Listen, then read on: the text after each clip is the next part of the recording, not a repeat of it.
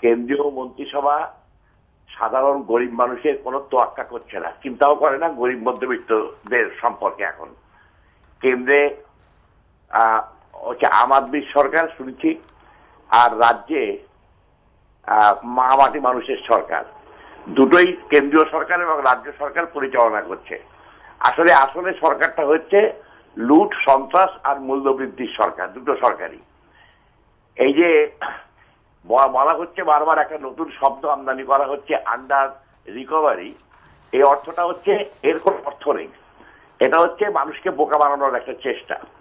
কারণ এটাতে যা ট্যাক্স বাড়িয়ে লোকের কাছ থেকে পয়সা নেওয়া হচ্ছে, আর তেল কোম্পানিগুলোকে কিছুটা ভর্তুকি দেওয়া হচ্ছে। আমি যে লোকসভায় সেই বাজেট যে পেশ করা হয়েছিল, তাতে আমি যা দেখেছি, আমার ফিগারটা এখনই ঠিক মনে নেই, হাতের সামনে নেই, কিন্তু যা মানে ট্যাক্স নেওয়া হয় তেলের বাবদ, তার অর্ধেকও ভর্তুকি দেওয়া হয় না।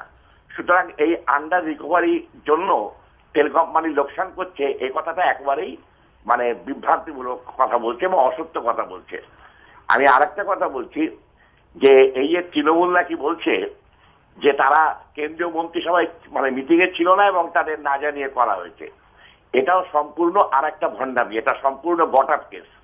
কারণ কয়েকদিন থেকেই আমরা কাগজে দেখতে পাচ্ছি বা টিভিতে শুনতে পাচ্ছি যে রান্নার গ্যাসের দাম এবং ডিজেলের দাম বাড়ানো হবে, সেই হিসেবে মিটিং ডাকা হয়েছিল। রেলের মন্ত্রী আছেন, ফুল ক্যাবিনেট মন্ত্রী, তিনি ওই মিটিং এ থাকার কথা যতদূর আমি জানি, সেই মিটিং এ ছিলেন না। আর বাইরে এসে বলছেন যে আমাদের জানানো হয়নি। সবাই জানে যে ডিজেলের দাম বাড়বে, সবাই জানে রান্নার গ্যাসের দাম বাড়বে, পরিকল্পনা চলছে, কথা চলছে। সুতরাং এই ভণ্ডামির কোনো অর্থ হয় না। এটা হচ্ছে গট-আপ গেম।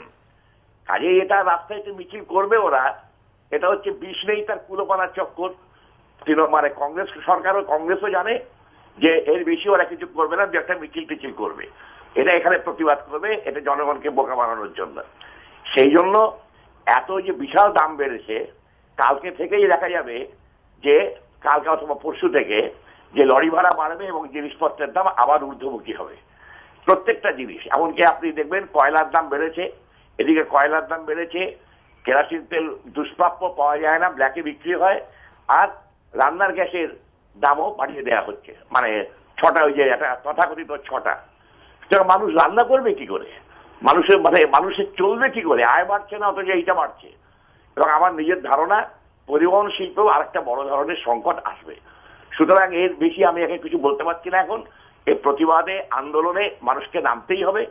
যারা পরিবর্তন চেয়েছিলেন নিশ্চয়ই তারা বুঝতে পারছেন যে পরিবর্তনের এই বিষক্রিয়া হচ্ছে এখন কিরকম। কাজে এইটা হচ্ছে আমার কথা। দেখা যাবে আগামীকাল পরশু থেকে আমরা আলাপটায় নামবো। ধন্যবাদ শ্যামলদা।